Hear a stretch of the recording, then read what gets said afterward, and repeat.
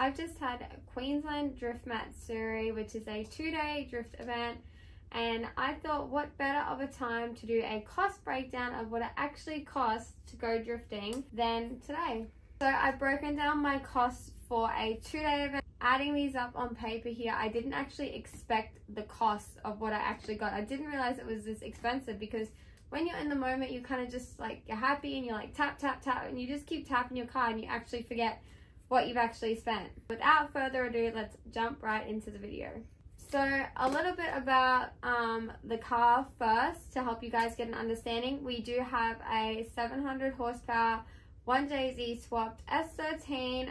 I'll put a few pictures on the screen here for you guys. So it obviously would be cheaper for someone who would be doing a NA naturally aspirated stock car or a stock turbo car. Your cost will obviously be a little bit cheaper fuel and tire wise, but pretty much it's still going to be an expensive time for you. Let's do the breakdown of the 2-day event first. So my tickets for Queensland Drift Matsuri, this event, were $440. So what's not included in your entry fee is your like pit bays or garages. If you do wish to purchase those, you can opt to just park in the pit area and just bring a gazebo, but I'll run you through the options. You've got your pit bays, which are along pit lane. They're just unpowered, just pit bays. They're $110. As well as you've got your super cheap auto garage pit bays, which are along the pit wall as well. They're just made of cement basically under the control tower.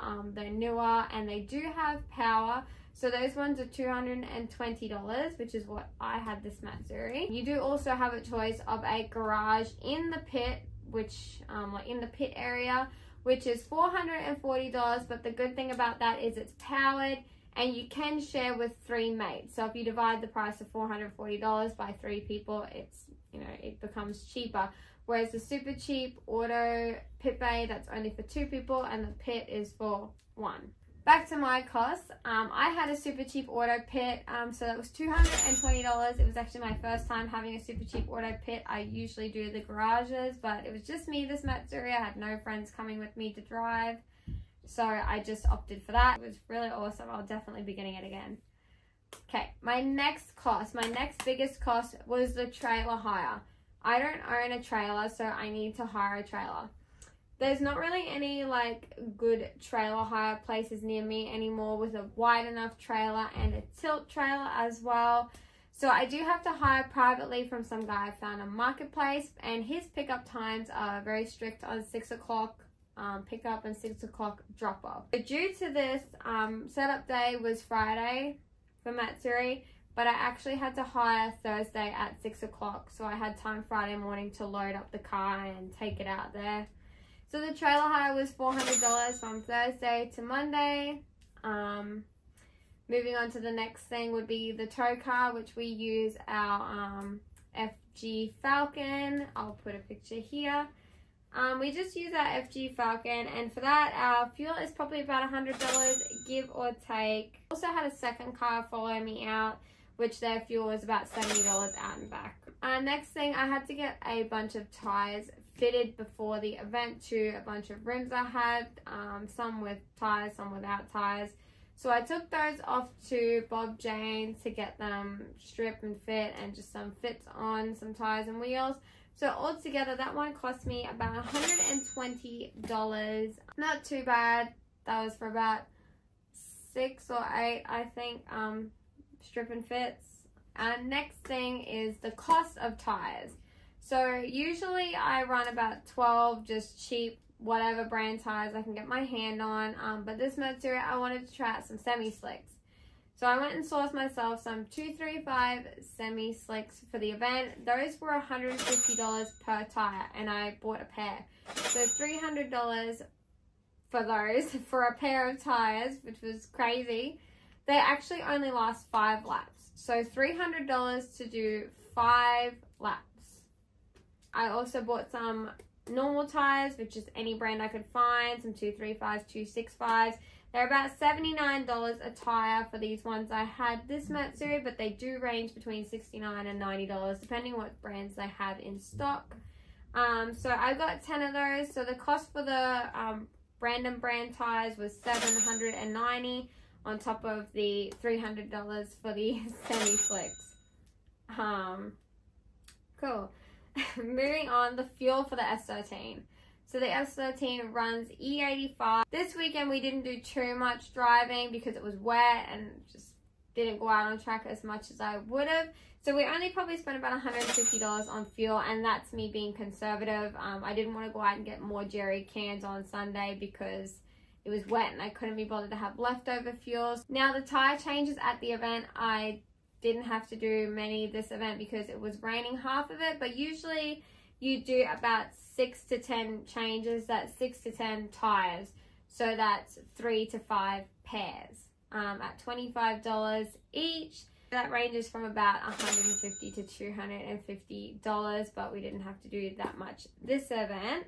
Moving on, next I had my family come out. They were also my pit people, but they also wanted to come and watch. So those spectator passes for the weekend were $50 each. I had to pay for 2, so that was $100. And then the passenger band, my father didn't go in the car this time, so I only had to pay for 2.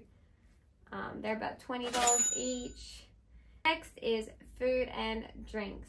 That you like Coke, soft drinks, you know, all that kinds of stuff. Water, milk, lollies, all your meats like your sausages, your mince, your buns, your bread, your ice, your salads, your, you know, toppings. Like we had pickles on our burgers this time. I put that down about $150. I'm not exactly sure how much was spent. And lastly is the breakage. So like anything that breaks, anything you need to replace. This Matsuri, I bought a new battery. I think the battery I had in it was really old. It was from my 350Z when I had it. So I went and just got sick of it. I bought a new one. So $281 for the battery. That was our only breakage this weekend. That pretty much covers just a usual Matsuri, nothing going wrong, just pretty straightforward, bare minimum, just, you know, doing it just normal. So your grand total for a 2-day drift weekend with a 700 horsepower S13 is $3,431. Yeah, it's scary seeing it on paper. Also doing this breakdown, I hope that it helps people realize as well when you go out to the track and you're asking people for passenger rides, why some people say no and why some people say yeah, the fact of how expensive it is. And if they've got their friends and family out there, they obviously want to give those people rides first. But again, we all as drivers try and give as many passenger rides to as many people as we can because we do know what it's like to, you know, want to get into something and want to experience something that you've never been in or never experienced before. So we do try and take as many people as we can, but if you're being told no, this cost video will help give you an idea of maybe why you've been told no by certain people. But don't let this discourage you from getting into drifting. This is just my cost. You can do it cheaper depending on your car and your pit crew and your tow car. All the variables like that, you can do it cheaper. That's enough of me chatting now. Thank you guys so much for watching. If you've made it to the end here, comment your thoughts on this, your thoughts on the cost below. I want to hear your guys' thoughts and opinions. And if you've got a track car, how much it costs you to go drifting for a day or two. Thank you guys so much for watching, and I'll see you in my next video.